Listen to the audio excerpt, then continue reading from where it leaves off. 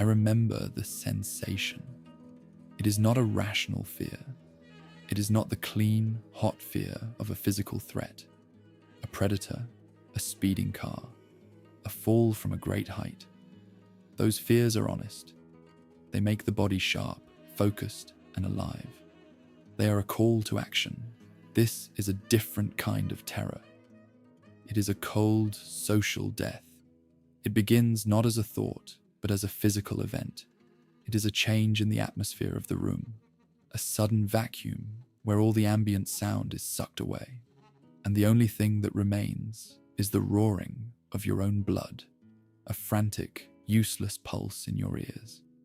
Then comes the heat, a prickling chemical tide that rises from the chest up the neck and floods the face, a feeling of being exposed under a 1,000-watt bulb, a feeling of being seen in a way that is utterly unbearable. And then, the worst part, the true horror, the silence in the mind, the intricate, articulate, and passionate thoughts you held just moments before, the arguments, the stories, the simple human words. They do not just slip away. They are annihilated. They evaporate, leaving behind a stark, white, echoing emptiness. You are a ghost trapped inside a malfunctioning machine that was, a moment ago, your own body. And then, through the panic, you become aware of the eyes, the audience. They are not just looking, they are perceiving. And in that moment, you are no longer a person. You are an object. You are a thing being evaluated. Each pair of eyes is not a point of connection. It is a judgment, a nail, pinning you to the board of their collective perception. This is the moment of paralysis. This is the death before the crowd. This phenomenon, so often dismissed with the trivializing label of shyness or stage fright, is in fact a profound form of existential terror. It is not a fear of speaking. It is a fear of being seen. It is the terror of ultimate exposure, of being found wanting, of your carefully constructed self being revealed as a fraud and being annihilated by a wave of judgment. This is not a video about public speaking tips. I will not tell you to picture the audience in their underwear or just breathe. Such advice is a grotesque insult to the depth of this feeling. It is like telling a man drowning in the ocean that he should simply try to float. This is an autopsy of that terror. We will treat it not as a personal failure, but as a deep philosophical wound, and we will ask not how to perform in spite of it, but what it is trying to tell us about our own soul. It took me years to understand that the true object of my terror was not the act of speaking, it was the fact of being seen. The audience becomes a singular, terrifying entity, the gaze. The terror is not that you will mispronounce a word. The terror is that your very being will be weighed, measured, and found insufficient. This fear, it seems to me, is not irrational at all. It is, in fact, the most rational fear in the world. It is an echo. It is an ancient, inherited memory of a time when the judgment of the group was the literal and absolute arbiter of life and death. For hundreds of thousands of years of human evolution, to be a human was to be in a tribe. The tribe was your strength, your shelter, your source of food, and your only defense against the crushing indifference of nature. And to be brought before the tribe, to be the single focus of its collective attention, was almost always a high-stakes tribunal. You were being judged for a transgression, for a failure, for a weakness. And if the collective gaze of the tribe found you wanting, the punishment was not embarrassment. It was exile. To be exiled from the tribe was not a metaphor. It was a death sentence. It meant being cast out, alone, into a wilderness of predators and starvation. The human nervous system, the ancient reptilian part of our brain that still runs the show, has not forgotten this. It does not understand a modern conference room, a classroom, or a dinner party. It understands the tribe, and it understands exile. So when you stand up and 100 pairs of eyes lock onto you, your logical mind may know you are safe, but your body believes it is on trial for its life. The panic you feel, that cold, paralyzing dread, is not a modern flaw. It is an ancient and terrible wisdom. It is your ancestors screaming in unison that to be judged by the group is to risk annihilation. So, we are not cowards. We are, perhaps, simply haunted by a memory too old and too powerful to easily ignore. The question, then, is not why we feel this primal fear. The question is why, in some of us, has this ancient alarm bell become so deafening, so sensitive, that it now rings in situations that are not, in fact, a matter of life and death?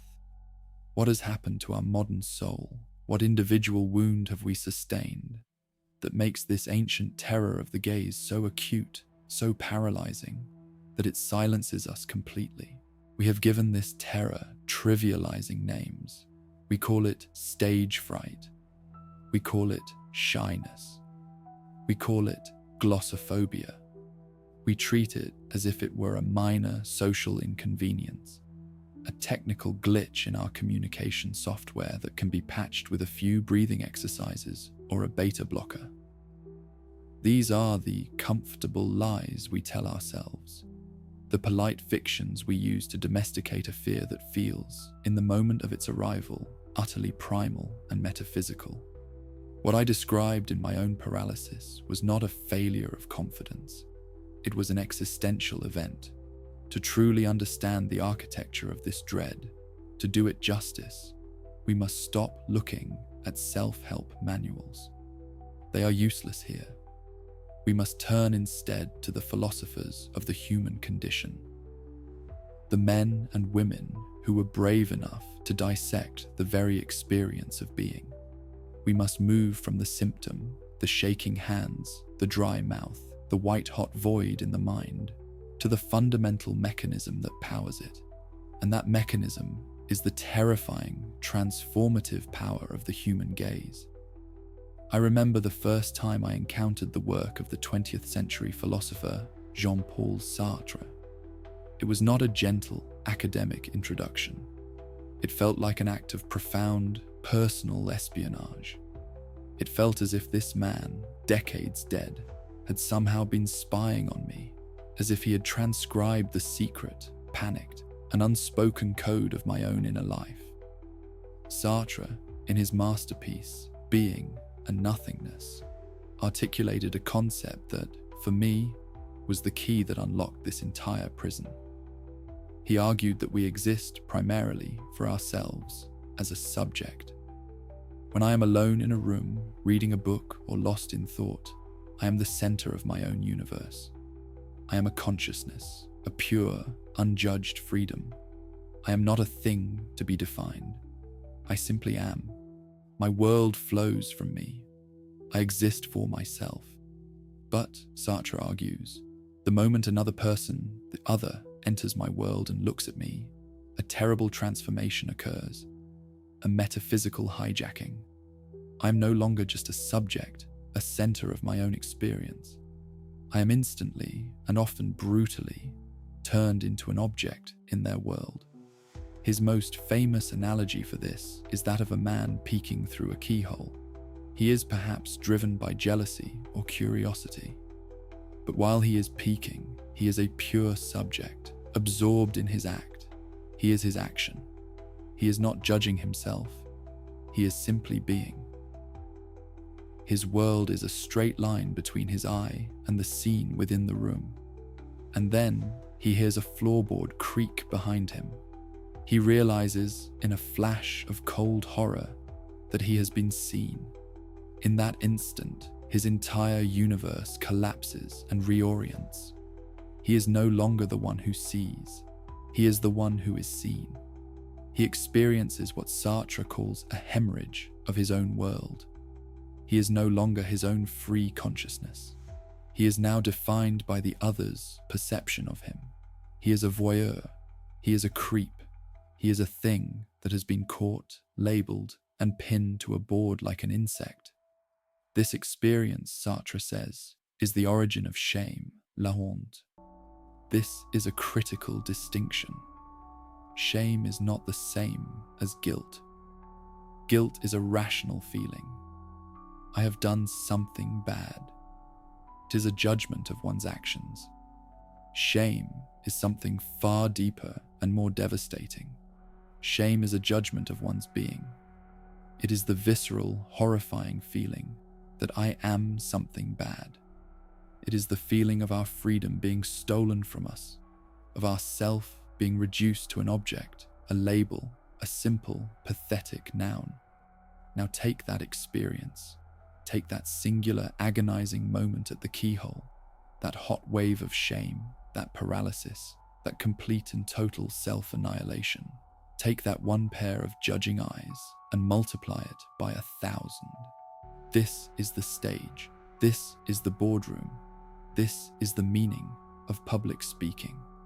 It is the ultimate, voluntary act of self-objectification. It is a willing walk into a coliseum where every single person holds the power to define you with their gaze. The audience becomes a singular, terrifying, thousand-eyed entity. The gaze. We are not afraid that they will throw stones. We are afraid that they will look at us.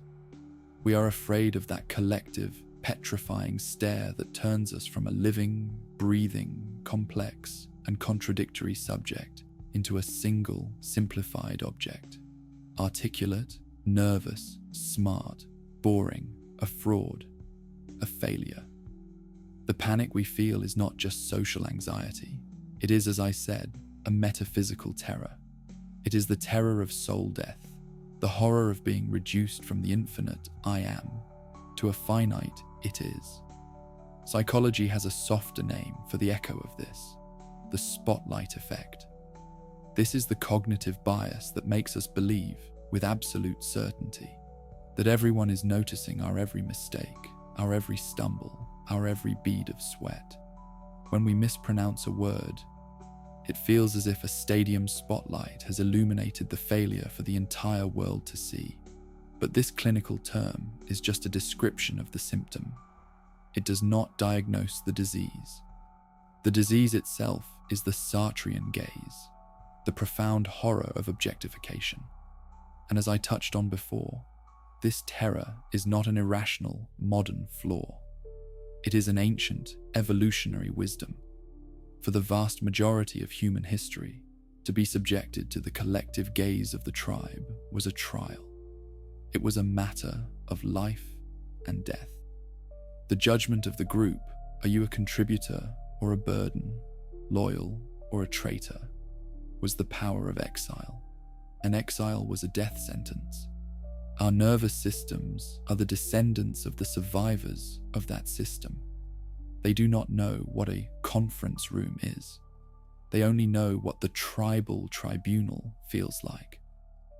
The gaze is the mechanism, the judgment is the threat, and the paralysis is the ancient, visceral memory of what happens when you fail the test. The fear is not a weakness. It is a profound wisdom, a memory that has kept our ancestors alive for millennia.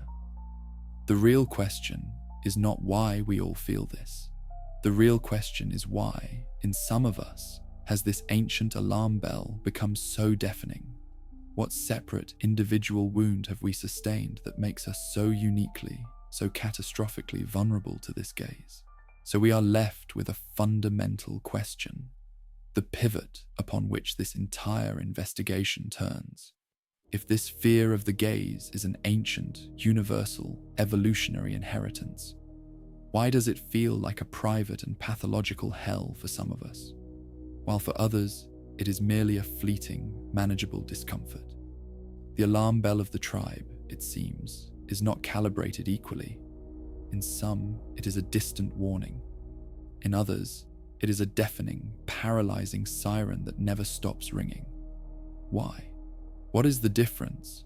The answer, I have come to believe, is not found in our genetics, but in our biography. The ancient terror is only an echo until it is given a present and personal power, and that power is born in the first environment where we ever experienced a collective gaze, the family.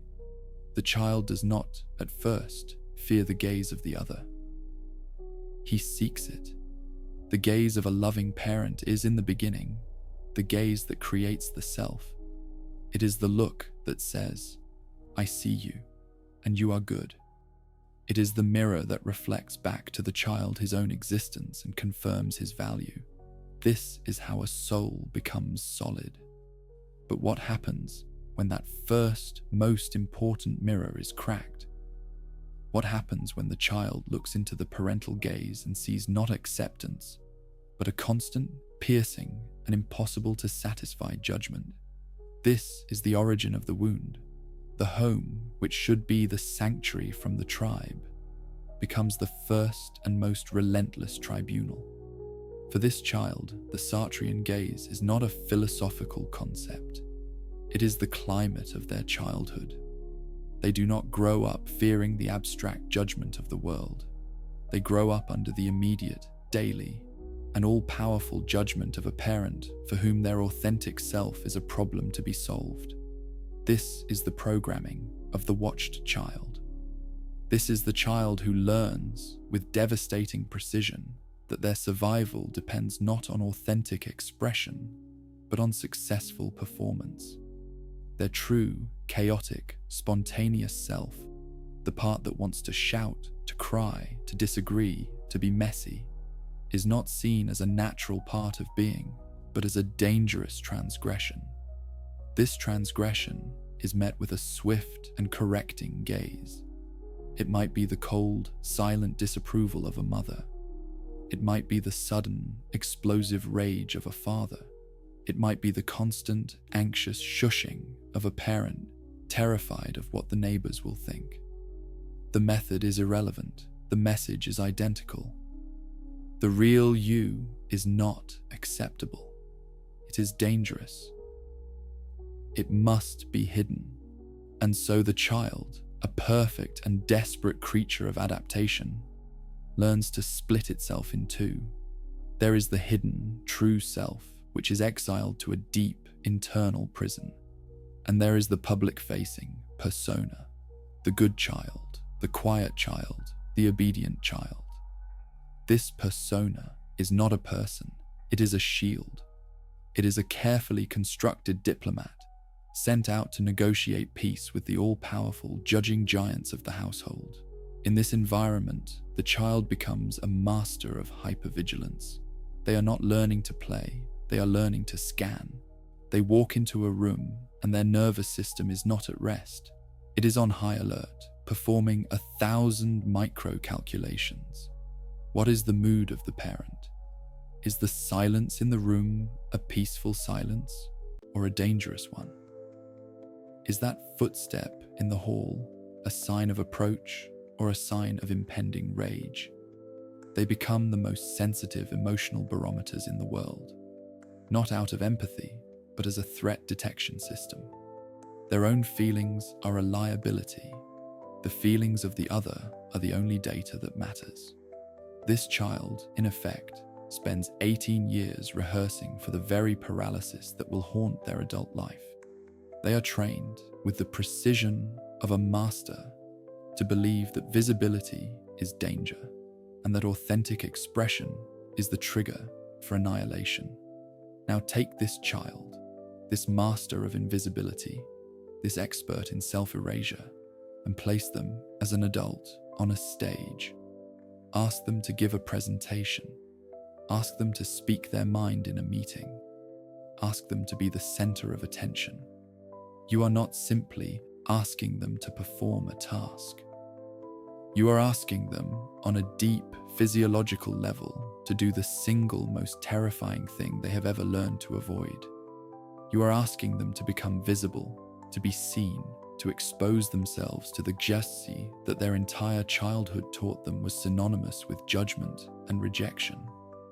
What happens in that moment of paralysis? The brain does not malfunction. It executes its most deeply learned survival strategy with perfect precision. It pulls the fire alarm. It reverts to its core command. You are being watched. This is the moment of judgment. Annihilate the self. Become invisible. Silence is survival. The mind does not go blank by accident. It is made blank, a scorched earth tactic by a psyche that would rather sacrifice its voice than risk the agonizing, familiar pain of being seen and found, once again, to be wrong. This is the first wound, the terror of punishment, and it is a wound so deep that it becomes the blueprint for a life lived in the shadows. If the first wound is a hot one, a wound of punishment where the child learns that visibility is danger, the second wound is cold. It is a wound of conditional value. It does not teach the child to fear punishment, but something far more subtle and devastating. It teaches them to fear disappointment. This is not the watched child we explored earlier, the one who hides to avoid the predator's gaze. This is the golden child, the star kid, the little performer who learns, with just as much precision, that the gaze is not a threat to be avoided, but an audience to be captured and held at all costs. For this child, the gaze of the other is not a weapon of punishment. It is the source of their very existence. This is the child who is not raised, but curated. They are not a person, but a project. Their nascent, chaotic self is not met with hostility, but with a far more effective tool of control, conditional approval. They are not loved unconditionally for being. They are celebrated conditionally for doing. Their worth is not inherent. It is a trophy to be won again and again, every single day. The parental gaze is not a warm, accepting mirror, but a set of judges' scorecards. An A on a report card, a goal in a soccer game, a flawless performance in a piano recital. These are not just achievements. They are confirmations of one's right to exist, temporary reprieves from the gnawing terror of worthlessness. The message is not, behave or you will be hurt. The message is, perform or you are nothing. This child becomes a master, not of invisibility, but of performance.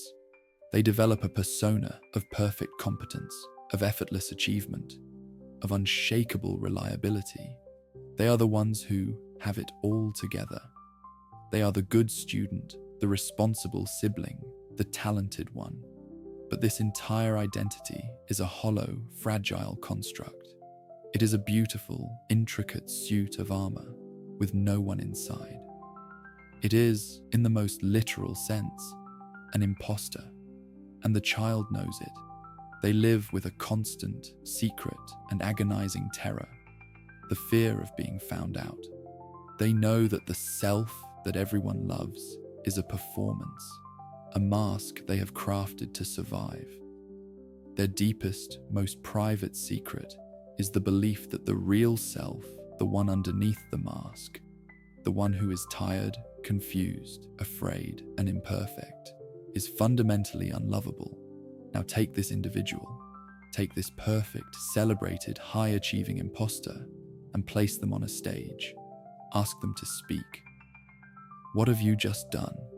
You have replicated, with horrifying precision, the central tribunal of their entire existence.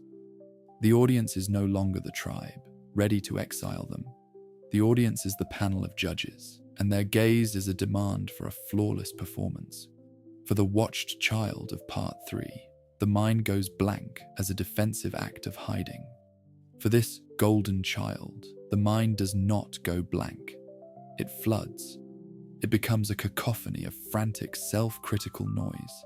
Every possibility of failure is calculated in real time. Did they notice that stumble? My voice is shaking. This idea is not smart enough. I'm boring them. They can see right through me. They are seconds away from discovering that I am a fraud. The paralysis here is not the freeze of a cornered animal. It is the paralysis of the perfectionist. It is the inability to act unless the action can be guaranteed to be perfect. And in the unpredictable, live fire environment of public speaking, perfection is an impossibility. The fear, then, is not of being seen. It is the fear of being seen through. It is the fear that the request will finally expose the gap between the flawless, competent persona and the terrified, worthless child hiding behind it. This is why a minor stumble, a misspoken word, is not a small mistake for this person. It is a crack in the entire facade. It is the first sign of the catastrophic failure, the public unmasking, the revelation that will lead to the one thing they fear more than death, the withdrawal of love, the verdict of worthlessness. This, then, is the second great wound. It is not the fear of being hurt for who you are. It is the deeper, colder terror that who you are at your core is simply not enough. We have now excavated the wounds. We have traced the fear of the gaze from its ancient, tribal origins to its modern, philosophical articulation in Sartre. And finally, we have located the precise, personal points of trauma where it was programmed into us. The watched child, fearing punishment. The golden child, fearing failure. But what of it? A diagnosis, no matter how precise, is only a map of a prison. It does not unlock the door. To find the motivation for the escape, we must first, with that same cold honesty, survey the full extent of the devastation this prison causes. We must calculate the cost of a life lived in this silent, self-imposed exile. This is the most painful part of the autopsy. This is the cost of the silence. The most immediate cost, the one we feel every single day, is the tragedy of the unlived life. I think of this often. I think of the sheer, incalculable volume of human potential that is annihilated by this fear every second of every day. The ideas that are never spoken in meetings, the questions that are never asked in classrooms, the art that is never shared, the love that is never confessed. This is not just a collection of missed opportunities. It is a continuous, slow-motion suicide of the soul. The individual who suffers from this terror is, in a very real sense, a ghost. They are haunted by the person they could be, a vibrant, articulate, and courageous shadow that follows them, whispering of the life they are too afraid to claim. They walk through the world carrying an interior universe of rich, complex, and beautiful thought. But this universe is born and dies entirely within the confines of their own skull, never once making contact with reality. This internal richness, when perpetually unexpressed, does not simply fade away. It rots. It curdles into a specific kind of poison. This is the birth of the deepest, most corrosive form of resentment. There is, of course, the predictable resentment of the world. The silent individual looks on with a quiet and bitter envy, as others, often less intelligent, less thoughtful, less deep, move through the world with an effortless, almost arrogant ease. They watch as these others speak, act, and claim the rewards that the silent one secretly feels they deserve. But this external resentment is a pale shadow compared to the far more devastating internal one, the resentment one develops for oneself. It is the profound self-loathing that comes from knowing, with absolute certainty, that you are your own jailer. You are the coward who holds the key to your own cell, but refuses to turn it. This self-hatred is the dark engine that runs in the background of a silent life, a constant reminder that your suffering is not a tragedy imposed from without, but a choice, repeated moment by moment. The paradox of this prison is that it is built entirely of the materials of the mind. The gaze that we fear is not, in adulthood, primarily external. The true horror is that the external gaze of the parent, the critical father, the disappointed mother, has been internalized. you are no longer watched by the tribe. You have become your own tribe, your own panopticon. You are both the prisoner and the guard in every cell of your mind. This is the perfection of the trap. You no longer need an audience to feel the paralysis. You can feel it when you are completely alone, sitting down to write, to paint, or to simply think an original thought. The inner critic is the name we give to the ghost of the gazy, the internalized tribunal that judges every thought before it is even fully formed, strangling it in the cradle. That's not smart enough. That's foolish. Who do you think you are? This is why so many creative and brilliant people produce nothing.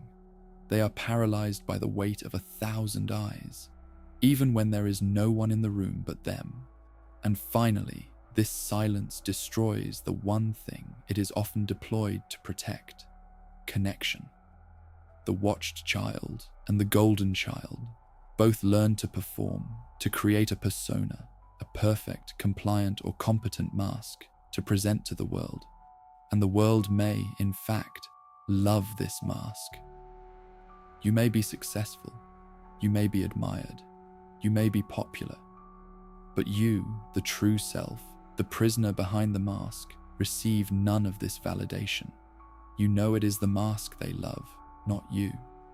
This creates the ultimate, unbridgeable loneliness. You are surrounded by people, but you are completely and totally unseen. You cannot be truly loved because you have never allowed yourself to be truly known. The fear of the gaze, which began as a strategy to avoid rejection, becomes a guarantee of it. It becomes a self-fulfilling prophecy, condemning the individual to a life of profound isolation, starving to death just inches away from a feast, all because they are too terrified to show their real face. This is the full cost of the silence.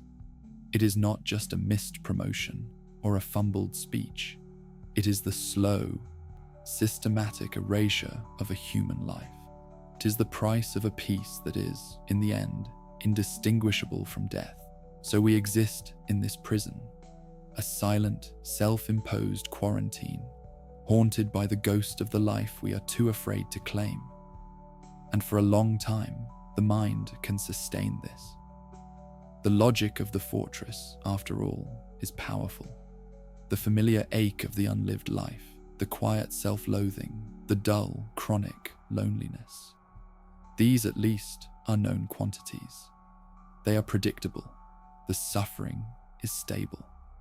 We have, in a sense, made a home in our own misery. The terror of the gaze, by contrast, is an unknown. It is chaotic, sharp, and overwhelming. And the human psyche, in its desperate search for safety, will almost always choose a familiar hell over an unknown heaven. And so, we stay. We remain the watched child, the golden child, forever performing, forever hiding, convinced that this is the only way to survive. But life, the real, external, uncaring, and beautiful world, does not allow for this kind of stasis. Life is motion. Life is contingency. And it will, eventually, present you with a moment that your prison was not designed for. It will present you with a crisis, a moment where your silence is no longer a passive defense, but an active, catastrophic, and irreversible failure. A moment where the cost of your silence is no longer your own potential, but something or someone you hold dear. For me, this moment was not a stage or a boardroom or any public tribunal. It was a hospital room. It was a low, quiet beep of a heart monitor. It was a final conversation with a person I loved, a person who was leaving the world, and I knew it. And in that moment, my mind was not empty. It was full. It was full of all the things that needed to be said. The gratitude, the shared memories, the confessions, the simple, profound truth of what that person had meant to me. It was the most important speech of my life. And I said almost none of it. I felt the familiar heat rise in my throat. I felt the old, ancient terror of the gaze. Even the gaze of this one, beloved, dying person. The fear of being too much, of sounding stupid or sentimental. The fear of my authentic self being judged as cringeworthy or inarticulate. The old programming, the training of a lifetime, took over. I became the good one, the strong one, the competent one. I kept the conversation light. I spoke of practical matters.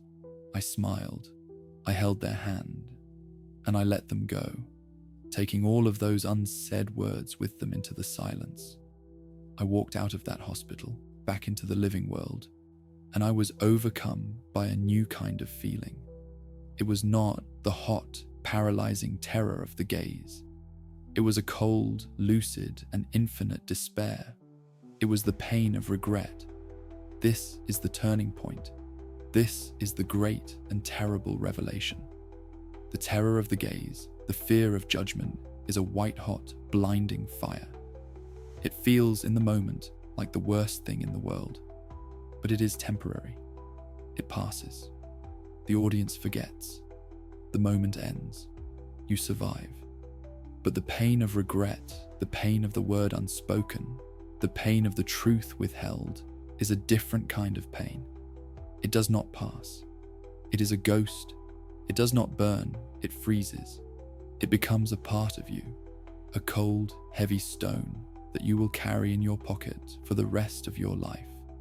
It is the definitive sound of a door locking forever. And in that moment, I understood. I had spent my entire life protecting myself from the wrong thing. I was a soldier who had built an impenetrable fortress against a charging army, only to realize I was dying of a poison I had been drinking myself. The true enemy was not the gaze of the other. The true enemy was my own silence. This is the crisis that must be reached. It is the moment when the calculus of your suffering finally inverts. It is the realization that the fortress of silence does not, in fact, protect you from pain at all. It simply guarantees you a different kind of pain. A pain that is, in the long run, far deeper, far more permanent, and far more corrosive. The prison you built for safety has become the very instrument of your greatest and most irreversible loss. The fear of speaking is the fear of a temporary death. The regret of silence is the experience of a permanent one, and it is only when the agony of this silence becomes more unbearable than the terror of the gaze that the prisoner finally and truly begins to search for a way out. The motivation for the escape is no longer a vague desire for a better life. It is the acute, agonizing, and necessary flight from an existence that has become a living tomb. The pain of regret is a cold and precise teacher. In the aftermath of that final, silent conversation in that hospital room, I was left with a single, burning, and unavoidable truth. The fortress of silence, the one I had spent a lifetime building and reinforcing, was not a defense. It was a tomb. It had not protected me from the true suffering of life. It had, in fact, guaranteed it. It had protected me from the temporary, hot-blooded terror of judgment, only to condemn me to the permanent, ice-cold damnation of regret. The very strategy I had perfected for survival was the precise mechanism of my own self-annihilation. This realization was the bottom, and from this bottom, there was no choice but to find a new way to live. The old way was, quite simply, a failure. So I began to search. But I was not looking for confidence tips. I was not looking for breathing exercises or power poses. Those felt like remedies for a different, lesser ailment. They were trying to treat a symptom. I needed to cure the disease. I was looking for a new philosophy, a new operating system for my very being, one that could withstand the terror of the gaze. My search led me back to the philosophers of the human condition. And in their work, I found the two great keys that, when turned together, finally unlocked the door. The first key was a revolutionary reframing of purpose. The second was a radical reinterpretation of fear. The first key changed my entire understanding of what it means to speak. My entire life, I had been operating under a single, flawed assumption: that the purpose of speaking was to be received well. I was a performer. My goal was to manage the audience's perception, to win their approval, to be judged as smart, articulate, or good. This, I realized, was the very source of the Sartrean trap. By making the audience's judgment the goal of the interaction, I had willingly handed them all the power. I was, by definition, transforming myself into an object before I even opened my mouth. I was a servant auditioning for the approval of 1,000 masters. The solution, then, was not to become a better performer. The solution was to stop performing entirely. I had to replace the goal of performance with the goal of expression. These two things may look similar from the outside, but internally they are universes apart. Performance is an act of taking. It seeks to take approval, validation, and applause from the audience. It is needy. Its focus is external. What do they think of me? Expression is an act of giving. It is a sovereign act. Its focus is internal. What is the truth I need to share? The speaker, who operates from a place of expression, is not concerned with how the message is received, only with the integrity of the message itself. They are not an object seeking validation. They are a subject offering a gift. This shift is the single most powerful maneuver of the entire battle. When you stand before a crowd, your only task is to speak your truth as clearly and as honestly as you can. Whether the audience accepts it, rejects it, understands it, or misinterprets it is their business, not yours. It is outside your circle of control. This single shift in purpose is an act of profound liberation. It takes the thousand-eyed monster of the gaze and reduces it to what it truly is: just a collection of other people who are free to have their own opinions, but who no longer hold the power to define you. This new philosophy was powerful, but it did not solve the physical problem. It did not stop the feeling. My heart still hammered in my chest. My throat still tightened. The ancient tribal terror was still there. And this is where I found the second key, not in Sartre, but in his philosophical cousin, Søren Kierkegaard. Kierkegaard wrote of anxiety, angst, not as a pathology to be cured, but as the essential, unavoidable companion to freedom. He called it the dizziness of freedom. It is the feeling we get when we stand at the edge of a cliff, not just because we are afraid of falling, but because we are also dimly, terrifyingly aware that we are free to jump. Anxiety, he argued, is the proof that we are not robots. It is the proof that we are conscious, free beings, and that the choices we make matter. And with that, the entire experience of my fear was reframed. The panic I felt before speaking was not, as I had always believed, a sign of my weakness or my inadequacy. It was not a warning signal to retreat. On the contrary, it was a vital, electric sign that I was alive. It was a compass, pointing directly to the thing that mattered most. The anxiety was, in fact, a measure of the importance of the act. If I felt no fear, it would mean that what I was about to do had no stakes, no meaning. The fear was not an enemy to be drugged into silence. It was a partner to be danced with. It was the dizziness of freedom, the vibrating, terrifying proof that I was standing on the cliff of an important choice. A choice to be visible, to be authentic, to risk being seen. The goal then was not to eliminate the fear. The goal was to find the courage to act despite it. The goal was to prove, through action, that my expression was more important than my fear. I wish I could tell you that this new philosophy was a magic bullet. I wish I could describe a single cinematic moment where the chains fell away and I stepped into the light, forever cured, my voice suddenly booming and clear, the fear banished to some distant memory. But I cannot. To say so would be a lie, another performance, the very thing we have been trying to dismantle. The truth, I have found, is far more difficult and far more beautiful. The fear did not vanish. It may never vanish.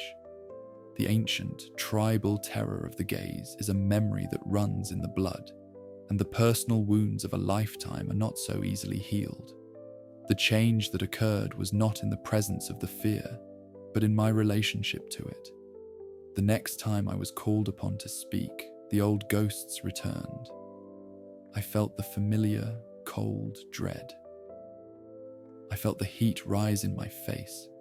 I heard the roaring in my ears and the frantic internal calculations of the golden child persona, desperate to perform, to be perfect, to survive.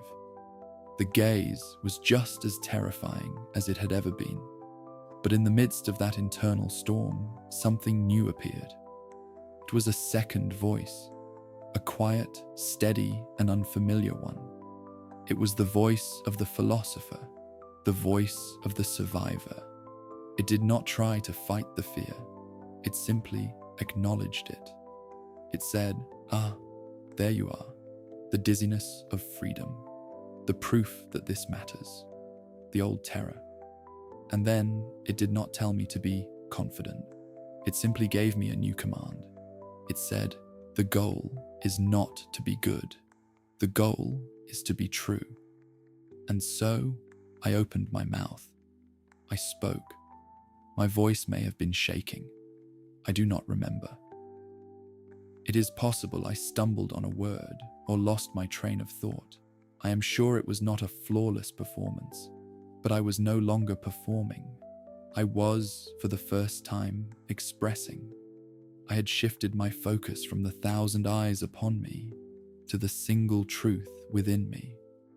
I was no longer a terrified object trying to win the approval of its judges.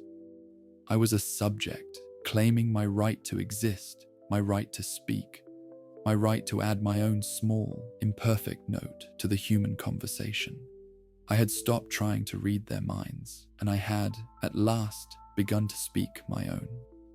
And in that act, a profound alchemy occurred. The fear did not disappear, but it became irrelevant. The gaze did not lose its power, but I had found a greater one. This is the final, inescapable truth. The silence we cultivate from fear is not a sanctuary. It is a slow-motion suicide. We are born with a voice, a unique and singular instrument given to us to articulate our small, precious portion of the human experience. To let that voice be frozen by the fear of judgment is the ultimate act of self-betrayal. It is to let the unlived life, the unsaid truth, the unexpressed self die quietly inside us. It is to cede our existence to the opinions of others, but to speak, to articulate, to project your internal world into the external one, even with a shaking voice, even in the face of judgment, even with the terror of the gaze upon you, is the ultimate act of courage. It is the declaration of the subject. It is the refusal to be an object. It is the moment you stop being a ghost in your own life and become, at last, real. The weight of 1,000 eyes is immense, but it is nothing compared to the crushing, unbearable weight of a life lived in silence. The choice, then, is not whether you will feel fear. The choice is whether you will let that fear be the final word.